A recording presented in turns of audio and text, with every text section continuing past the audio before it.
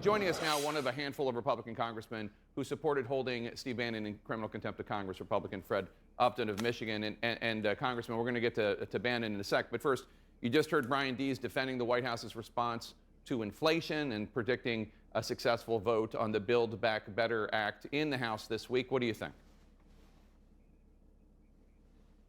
Well, I'm not at all convinced that the Build Back Better plan is actually going to pass or even be considered this week. I don't think the votes are there yet.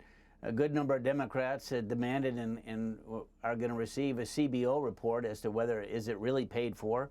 What does it do when you expand Medicare? What does that do to the solvency? And, you know, Joe Manchin asked the question about inflation. What is this going to do to inflation?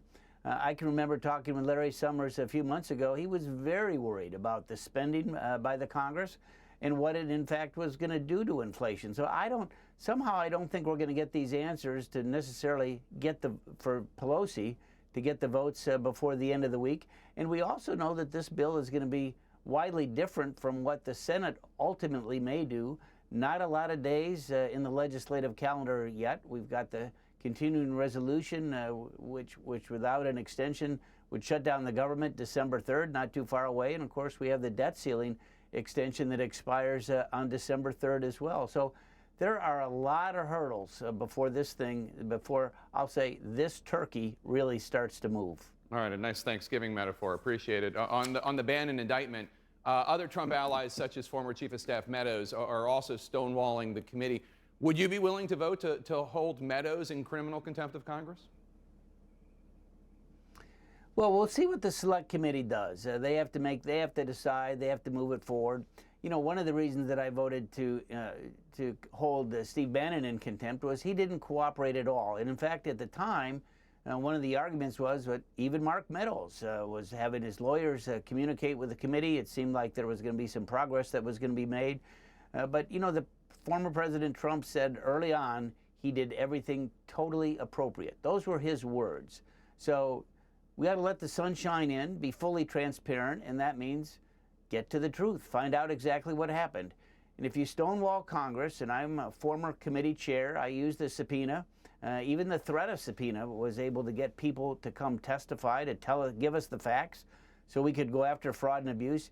If you refuse to participate in that, all of a sudden you don't really have an equal branch of government trying to get to the answers of this. So for me, I want to see what the Select Committee will do, see what the recommendation is, and then take it from there. So, Congressman, you voted for the bipartisan $1.2 trillion infrastructure plan that President Biden's going to sign tomorrow, along with 12 other House Republicans, 19 other Senate Republicans. Trump campaigned on infrastructure in 2016. He promised it would be, quote, very bipartisan. Of course, that never happened. Now he's leading the charge against Republicans like you who voted for the bill. Things are so toxic, you're getting phone calls like this one. You dumb mother traitor, piece of mother piece of trash. Hope you die. Hope your family dies.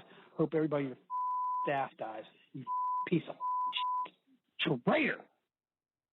Now, to be clear, these are threats coming from conservatives, from Republicans. You're getting these death threats because you voted to fund roads and bridges and broadband. To what do you attribute all this? Is it Donald Trump attacking you? Is it Marjorie Taylor Greene calling you a traitor and posting your phone number? What has happened to the Republican Party? You know, it's a sad day. It really is. We all know that we have a polarized electorate out there, divided government. This bill that I voted for, that President Biden is going to sign tomorrow, passed 69-30 in the Senate way back in August. It was a blueprint. I'm a member of the Problem Solvers Caucus, a bipartisan group. Larry Hogan, Republican governor of Maryland, hosted, I don't know, 25, 30 of us back in April, governors, senators, House members. We defined what infrastructure was, what it should be, and actually Larry Summers was a participant, and we all confessed that we should pay for it, and pay for it without raising taxes. And that's what we did with this bill, which was why it received overwhelming support in the Senate. Lindsey Graham, President Trump's favorite top Republican in the Senate, supported this bill when it passed 69-30. We need roads and highways, let me tell you. This was a bipartisan plan. It needed to happen, and I'm glad that we got it past the finish line, and we actually took it away. Remember, for a little while, it seemed like it was going to be joined with a Build Back Better plan, and we cut the cord so that, in fact, they were separate votes. So this all is happening in an era of menace and threats and violence. I want you to take a listen to an interview former President Trump did with ABC News' Jonathan Karl in March, in which Trump appeared to justify, or at least not care about, the threats to the life of Mike Pence on January 6th. Take a listen.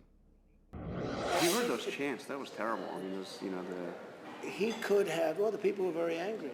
we're saying hang Mike Because Pence. it's common sense, John. It's common sense that you're supposed to protect. How can you, if you know a vote is fraudulent, right? Yeah. How can you pass on a fraudulent vote to Congress? Just to remind our viewers, this is the crowd and the chant that John Karl was asking about.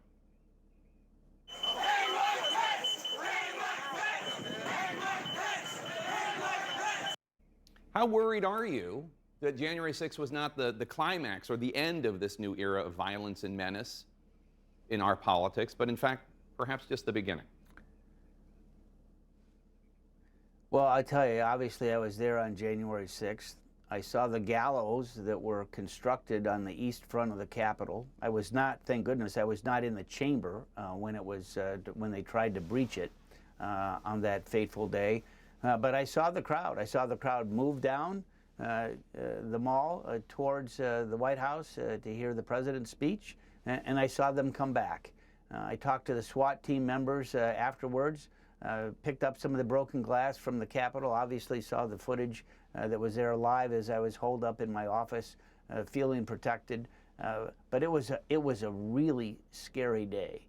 That violence, I mean, you look at the calls to all of us that voted for the bipartisan bill this last week, the death threats that are there. A couple of arrests, I think, have been made already with some of my colleagues. We passed along the information that's been sent to my office with the phone calls, and presume we'll get some letters and some other stuff here as well. But yeah, it's a tough time, and it's so unsettling. You know, this is not what our democracy is about. These physical threats, not only to ourselves, but also to our family members, as well as to our staff. It is a sad day in America when this type of stuff, I've got a better four-letter word for it, but I'll save you, when it happens. We're not actually mandated by the FCC. You can curse on our air if you want, because we're cable. But I know, because you're on cable. I was chairman of the subcommittee, so I know all about it. But Congressman, you just heard John Karl asking Donald Trump about the chance of hang Mike Pence, and Donald Trump's response was, well, the people were very upset, and he started to go into the election. But what is your reaction to Donald Trump seeming to explain and justify it all? Well, you remember the call that you all reported with Kevin McCarthy when allegedly when Kevin called the president to tell these folks to back off, and the response from Mr. Trump was, I guess they care more about the election than you do, Kevin. And what's your reaction to that? That's what was reported after January 6th. Yeah, but what's your reaction to that? It's not right. It's not appropriate, and it's certainly not totally appropriate, as the president said in his own words, in terms of his actions that he took that day. Quickly before you go, sir, are you committed to running for another term in 2022? Well, you know, we don't know what our districts look like yet. We're in the midst of looking at maps. Michigan loses a seat. We'll evaluate everything probably before the end of the year in terms of making our own decision. We've never made a decision more than a year out. Congressman Fred Upton, thank you so much for being with us today. We really appreciate it.